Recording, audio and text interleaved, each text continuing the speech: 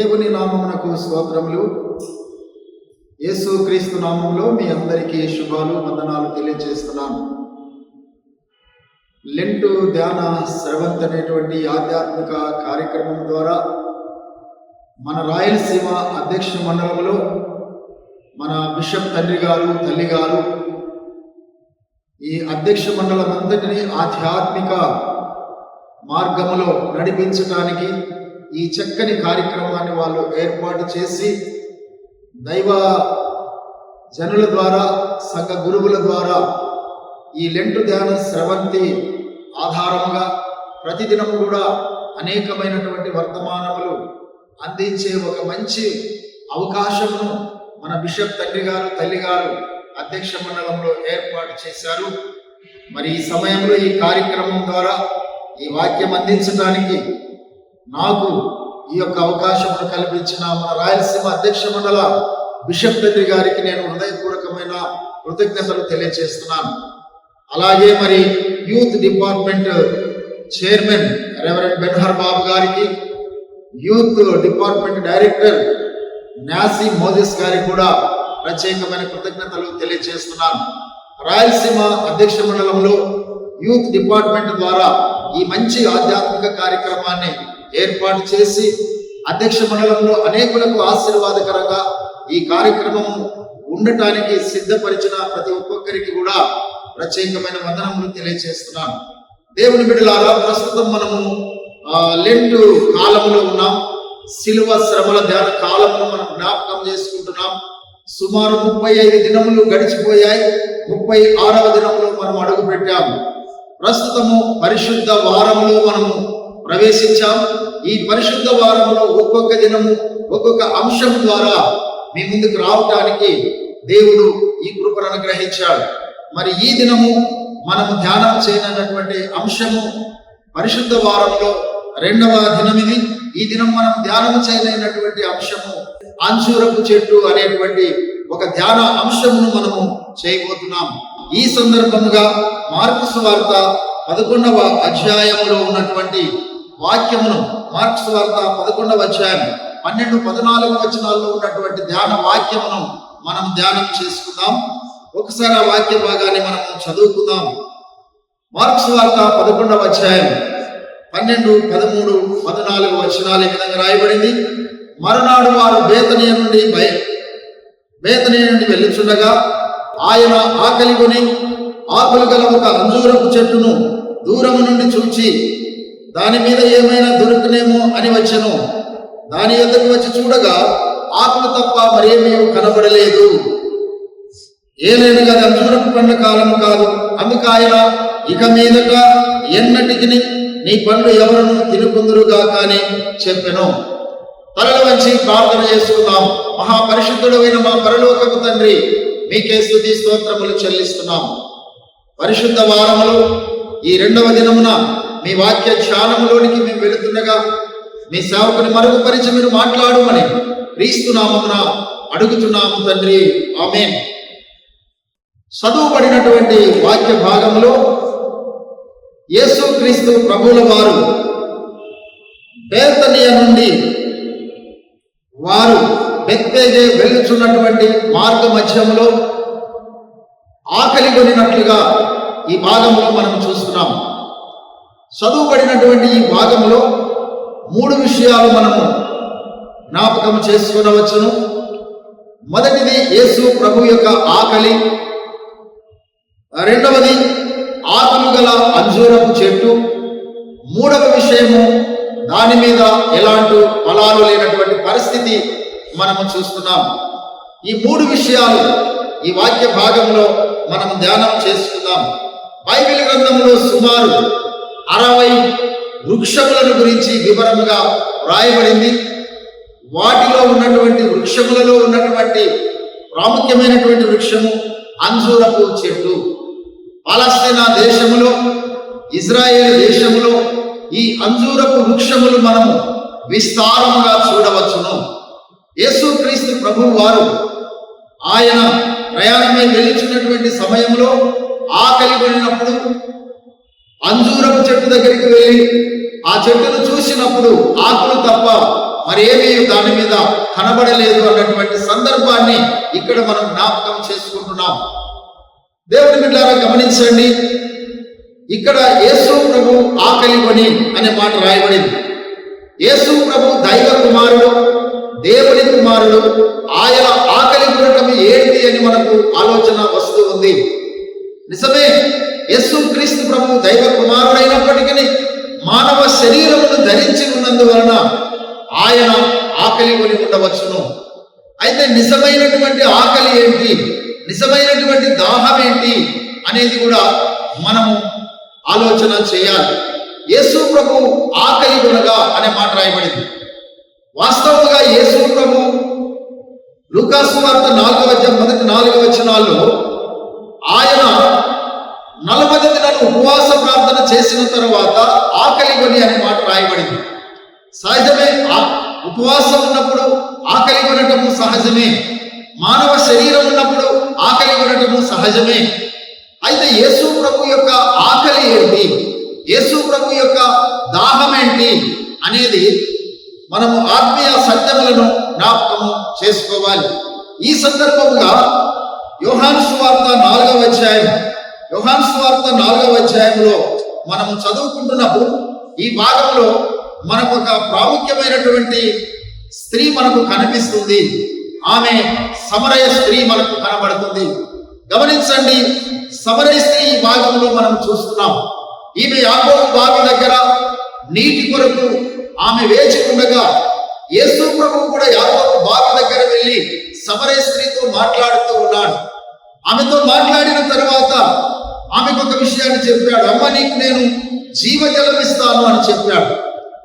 జీవజలము కావాలి అని అంటే అది ఎంతో అద్భుతమైనటువంటి విషయం.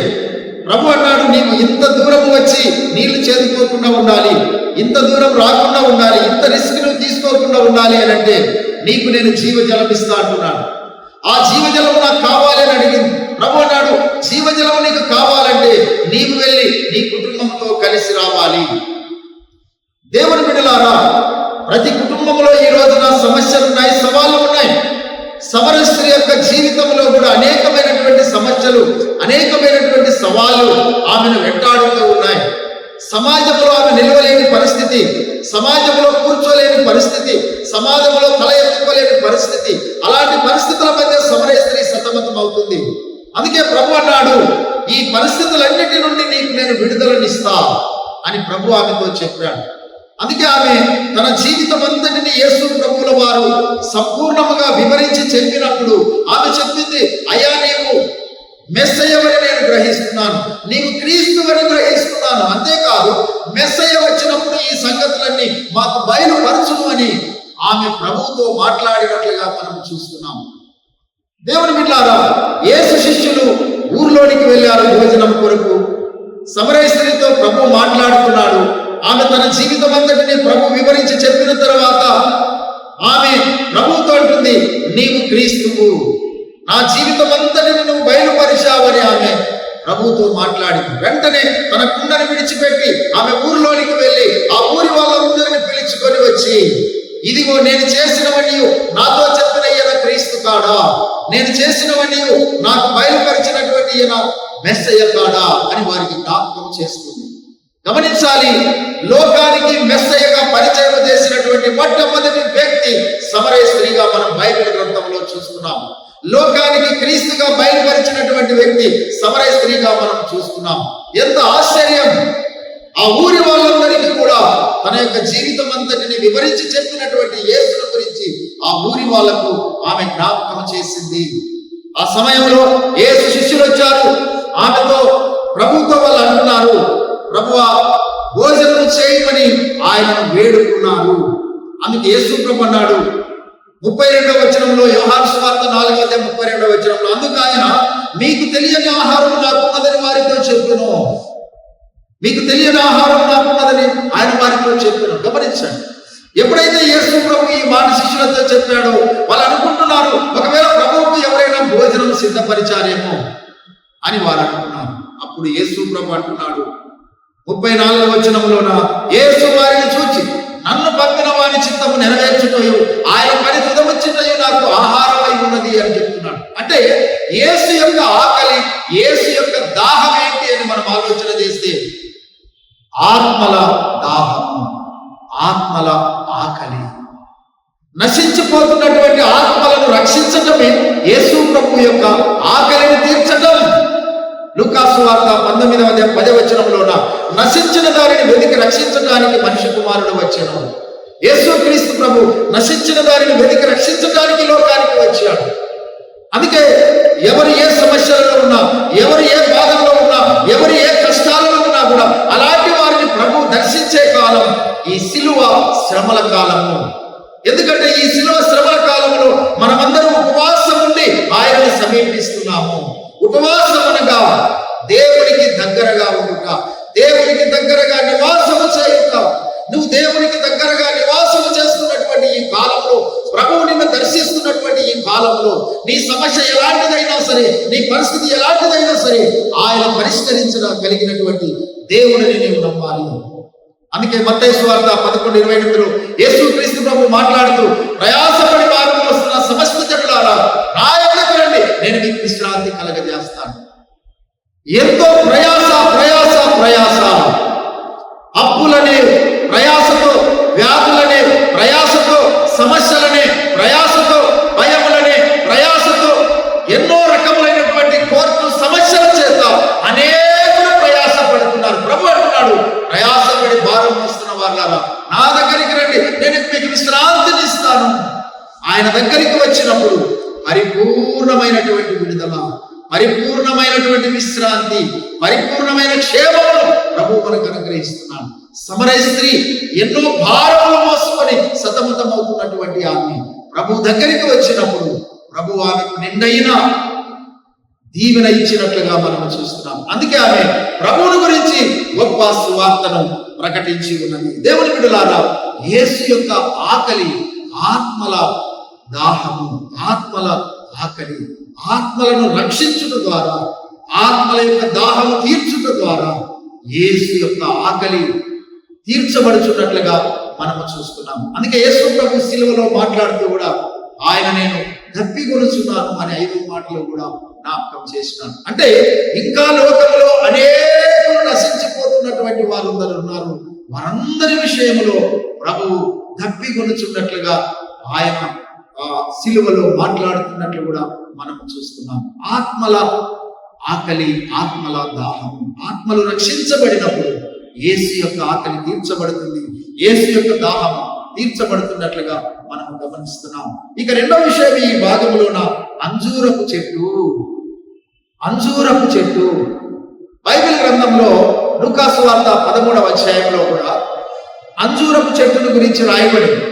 లూకాసు వార్త 13వ మనము చదువుతూ ఉన్నప్పుడు ఈ లూకాసు వార్త 13వ కూడా మనకు ఒక మంచి ఉపమానము యేసు క్రీస్తు ప్రభువుల వారు జ్ఞాపకం చేస్తున్నారు. 13వ6-9 చదువుతున్నప్పుడు ఒక ద్రాక్ష తోట ఉంది. ద్రాక్ష తోటలో ఒక అంజూరపు చెట్టు నాటబడి ఉంది. ఆ అంజూరపు చెట్టులోన ఎలాంటి ఫలాలు లేవు అనే మాట రాయబడింది. ద్రాక్ష తోట సంఘానికి సాదృశ్యం, అంజూరపు చెట్టు మానవునికి సాదృశ్యం. గమనించాలి, ఇక్కడ అంజూరపు చెట్టు ఆకలి ఉన్నప్పుడు యేసు ప్రభు అంజూరపు చెట్టు దగ్గరికి వచ్చాడు. ఆ చెట్టు మీద ఆకులు తప్ప మరేమీ లేవు అని రాయబడింది. ఆకులు తప్ప మరేమీ లేవు. మనుషులు ఎలా ఉన్నారంటే చూడటానికి బాగా కనిపిస్తున్నారు, చూడటానికి మంచి వాళ్ళలాగా, చూడటానికి గొప్ప వాళ్ళలాగా, చూడటానికి నీతిమంతుల్లాగా, చూడటానికి జ్ఞానవంతుల్లాగా కనిపిస్తున్నారు. కానీ మనుషులలోన మూర్ఖత్వం ఉంది, మనుషులలోన అజ్ఞానం ఉంది, మనుషులలోన సాతాను సంబంధమైనటువంటి అనేక విధములైనటువంటి పాపం ఉన్నట్లుగా మనం చూస్తున్నాం. పైకి మాత్రం బాగా కనిపిస్తున్నాం. అంజూరపు చెట్టు ఆకులు తప్ప మరేమీ లేవని రాయబడింది. చూడటానికి చాలా చక్కగా సౌందర్యంగా కనిపించింది. దేవుని బిడ్డలారా, మనిషి జీవితం కూడా చాలాసార్లు చూడటానికి బాగుండవచ్చును, చూడటానికి అన్ని రకాలుగా పర్వాలేదు అని అనిపించవచ్చును. కానీ మనిషి జీవితంలో ఎన్నో లోపములు ఉన్నట్లుగా మనం చూస్తున్నాం. అందుకే లూకాసు వార్త 13వ 6-9 9 వచనాల వరకు ఉన్నటువంటి భాగంలో అక్కడ ఒక ద్రాక్ష తోటలో ఒక అంజూరపు చెట్టు నాటబడింది. ఆ చెట్టుకు ఎలాంటి ఫలాలు లేవు. తోట యజమానుడు వచ్చినప్పుడు అంటున్నాడు, 3 సంవత్సరాల నుంచి ఈ అంజూరపు చెట్టును చూస్తున్నాను, ఇందులో ఎలాంటి ఫలాలు లేవు. వెంటనే దీనిని పెరిగించి వేయని తోటమాలితో అంటున్నాడు. అక్కడ యజమానుడు తండ్రి అయిన దేవుడు, తోటమాలి యేసు క్రీస్తు ప్రభువే, తోట సంఘమే, అంజూరపు చెట్టు మానవునికి సాదృశ్యంగా ఉంది. నీవు నేను ఎవరైనా కావచ్చు, మనమందరం అంజూరపు చెట్టు లాంటి వాళ్ళమే సంఘంలో. అయితే మనము ఫలిస్తున్నామా లేదా? ఎన్నో సంవత్సరాలుగా సంఘాలలో ఉన్నాం, వాక్యాన్ని వింటున్నాం, ప్రార్థన చేస్తున్నాం, మన హృదయాలు మనసును మార్చబడటం లేదు. అందుకే మనం అంజూరపు చెట్టులాగా పచ్చుగా ఉన్నాము, కానీ ఫలాలు మనలో లేవు. అందుకే తోట యజమానుడు అంటున్నాడు, అయ్యా 3 సంవత్సరాలు చూస్తున్నాను ఎలాంటి ఫలాలు. ఆయన అన్నాడు, అయ్యా ఈ ఒక్క సంవత్సరం ఉండనిమ్ము, ఈ ఒక్క సంవత్సరం ఉండనిమ్ము, ఫలించినా సరే, లేకపోతే నేను దాన్ని పెరిగించి వేస్తాను. దేవుని బిడ్డలారా, ఈ ఒక్క సంవత్సరం ఉండనిమ్మంటూ ఒక మాట అంటున్నాడు. మరలా ఎరువు వేస్తా, మరలా కావలసినవన్నీ సమకూరుస్తా, ఫలించిన సరే, ఫలించకపోతే నేనే పెరిగి వేస్తా. నిజముగా మన జీవితాలను దేవుడు ఫలింప చేయటానికి, మన కుటుంబాలను దేవుడు ఆశీర్వదించడానికి ప్రతి సంవత్సరం ఆయన కనిపెడుతూనే ఉన్నాడు, ఎదురు చూస్తూనే ఉన్నాడు. అయితే మనలో ఎలాంటి మార్పు లేని పక్షంలో మన జీవితాలు పతనమైపోతాయి.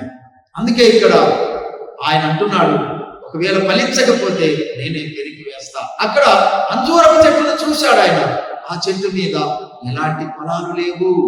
అయితే ఫలాలు లేనప్పుడు జరిగే పరిస్థితి ఏంటి? మత్తయి సువార్త 3వ అధ్యాయం 10వ వచనంలోన, ఇప్పుడే గొడ్డలి చెట్ల వేరులో ఉంచబడి ఉన్నది, ఫలింపని ప్రతి చెట్టు నరకబడి అగ్నిలో వేయబడును. గమనించాలి, ఎంత భయంకరం ఫలించకపోతే, ఎంత ప్రమాదకరం ఫలించకపోతే, ఎంత నష్టం జరుగుతుందో ఆలోచన చేయాలి. మానవ జీవితాలు క్రీస్తు కొరకు మనం ఫలించాలా, క్రీస్తు కొరకు మనం జీవించాలా, క్రీస్తు కొరకు ఆయన రాజ్యాన్ని మనం కట్టాలి. అయితే మనమే ఫలించకపోతే, మనమే సరిగా ఉండలేకపోతే, గొడ్డలి చెట్ల వేరులో ఉంచబడినది, ఫలింపని ప్రతి చెట్టు కూడా నరకబడి అగ్నిలో వేయబడి. దేవుని బిడ్డలారా, ఇది చాలా బాధకరమైన విషయం. కనుక మనము క్రీస్తు కొరకు ఫలించవలసిన అవసరత ఉందని జ్ఞాపకం చేస్తున్నాను. అయితే అది అంజూరపు పండ్ల కాలం కాదు అనే మాట రాయబడింది, గమనించాలి. అంజూరపు పండ్ల కాలం కాదు. పండ్ల కాలం కానప్పుడు పండ్లు ఎలా వస్తాయి? దేవుని బిడ్డలారా, ఆత్మీయ సత్యములు మనము అర్థం చేసుకోవాలి. ప్రసంగి గ్రంథం 12వ అధ్యాయం 1వ వచనంలో, దుర్దినములు రాకముందే, వీటి యందు సంతోషం లేదని నీవు చెప్పు సంవత్సరములు రాకముందే నీ బాల్య దినములైంది అనే సృష్టికర్తను స్మరణకు తెచ్చుకో. మానవుని యొక్క జీవితము 4 దశలుగా ఉంది. బాల్య దశ, యవన దశ, మధ్య దశ, వృద్ధాప్యము. ఈ 4 దశలలోన నీవు ఫలించాలి.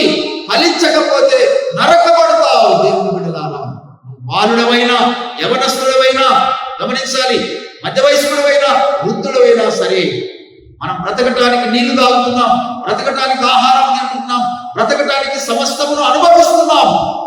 మరి మన జీవితంలో ఏ వయసు వారైనా కూడా బ్రతకాలంటే నీళ్లు తాగాలి, బ్రతకాలంటే ఆహారం తినాలి.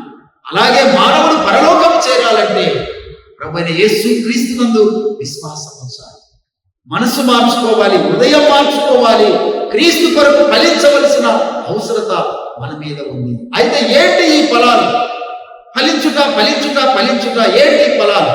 మనమేమైనా చెట్ల అని ఆలోచన చేస్తూ ఉండవచ్చు. దేవుని బిడ్డలారా, క్రీస్తు కొరకు మనం ఫలించుట ఏంటి ఆ ఫలాలు? గలతీ పత్రిక 5వ అధ్యాయం 22వ వచనంలో ఆత్మ ఫలములు అనే మాట రాయబడింది. ఆత్మ ఫలమేమనగా ప్రేమ, సంతోషం, సమాధానం, దీర్ఘశాంతం, దయాళత్వము, మంచితనము, విశ్వాసము, సాత్వికము, ఆశా నిగ్రహం. 9 ఆత్మ ఫలాలు ఈ భాగంలో మనం చూస్తున్నాము. క్రీస్తు కొరకు ఇలాంటి ఫలాలు మనం ఫలించాలా? క్రైస్తవులముగా ఇలాంటి ఫలాలను కలిగి మనం జీవించాలా? ఇలాంటి ఫలాలు మనలో ఉన్నప్పుడు లోకములో మనము క్రీస్తు రాజ్యమును మనము స్థాపించగలము. ఇలాంటి ఫలాలు మనం ఫలించాలా? అంజూరపు చెట్టు ఉపమానం. దేవుని బిడ్డలారా, ఈ పరిశుద్ధ వారములో ఈ యొక్క ధ్యాన అంశమును ధ్యానము చేయించిన మనం ఈ వాక్యము వింటున్నటువంటి మనము ఒక్కసారి మనలను మనం పరిశీలన చేసుకోవాలి, పరీక్షించుకోవాలి. మన జీవితం ఎలా ఉంది? మనం ఇంకా ఆ తోటలో ఉన్నటువంటి అంజూరపు మొక్కలాగా అలాగే ఉండిపోయామా? క్రీస్తు కొరకు మనం ఫలించే అంజూరపు చెట్ల వలె ఉన్నామా? అయితే ఫలించకపోతే గొడ్డలి మన చెట్ల వేరులో ఉంచబడింది.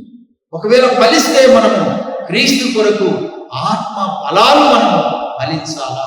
ఆ ఫలాలే గలతీ పత్రిక 5వ అధ్యాయం 22వ వచనంలో ఉన్నటువంటి ఫలాలు. ఈ శిలువ ధ్యాన దినాలలో ఆయన శిలువ శ్రమలను జ్ఞాపకం చేసుకుంటున్నటువంటి మనం, ఆయన శిలువ మరణమును జ్ఞాపకం చేసుకుంటున్నటువంటి మనం, ఆయన మన కొరకు, మన పాపముల కొరకు, మన శాపముల కొరకు, మరణము కొరకు ఆ కలవరి శిలువలో ఆయన పొందినటువంటి ఆ మరణమును మనం జ్ఞాపకం చేసుకుంటున్నప్పుడు దేవుని బిడ్డలారా, మనం ఏమై ఉన్నామో ఒక్కసారి మనలను మనం పరీక్షించుకొని పరిశీలన చేసుకొని, ఒకవేళ ఇంతకాలం మనం ఇంకా క్రీస్తు కొరకు ఫలించని వారముగా ఉంటే, క్రీస్తు కొరకు మనము అభివృద్ధి చెందని వారముగా ఉంటే, క్రీస్తు కొరకు మనము జీవించని వారముగా ఉంటే, ఒక్కసారి మనలను మనం పరిశీలన చేసుకొని పరీక్షించుకొని, ఈ సంవత్సరమైనా, అక్కడ తోటమాల అంటున్నాడు కదా లూకాసు వార్త 13వ అధ్యాయంలో, ఈ సంవత్సరమైనా, ఈ ఒక్క సంవత్సరం ఉండనివ్వని, కాబట్టి ఈ సంవత్సరమైనా మనము ఫలించటానికి సిద్ధపడదాం, అభివృద్ధి చెందటానికి ప్రయత్నం చేద్దాం, ఆశీర్వదించబడటానికి దేవుని యొక్క సిలువనెత్తుకొని సాగిపోదాం. అట్టి కృప దేవుడు మనందరికీ దయచేయాలని కోరుతూ ఈ కొన్ని మాటలు నేను ముగించుచున్నాను. దేవుడి కొన్ని మాటలు మన ఆత్మీయ మేలుల నిమిత్తమై దీవించునుగాక. ఆమేన్. ప్రార్థన. దేవా స్తోత్రములు తండ్రి, ఈ లెంటు ధ్యాన కాలంలో మాకు ఇచ్చినటువంటి ఈ మంచి దినముల కొరకై మీ స్తోత్రం. ఈ పరిశుద్ధ వారములు ఈ 2వ దినమును అంజూరపు చెట్టు యొక్క సాదృశ్యమును మేము ధ్యానం చేశాము. ఈ మాటలన్నిటినీ మాకు ఆశీర్వాదకరంగా, మేలుకరంగా, దీవెనకరంగా మార్చాము. అధ్యక్ష మండలంలో బిషప్ తండ్రుల వారు, తల్లివారు, యూత్ డిపార్ట్మెంట్ చైర్మన్, డైరెక్టర్గా, మరి యవనస్తుల విభాగం అంతటిని దీవించండి. ఈ లెంటు కాలంలో ఈ మంచి కార్యక్రమం ద్వారా ఆధ్యాత్మిక సత్యములు బయలుపరచడానికి ఈ కార్యక్రమాన్ని ఏర్పాటు చేసినటువంటి మీ బిడ్డలందరినీ మీరు దీవించండి. అధ్యక్ష మండలము మరింతగా రాబోవు దినాలలో ఆధ్యాత్మికతలో వికసించి వర్ధిల్లుటకు మీ కృప ప్రసాదించమని క్రీస్తు నామములో అడుగుచున్నాము తండ్రి. ఆమేన్.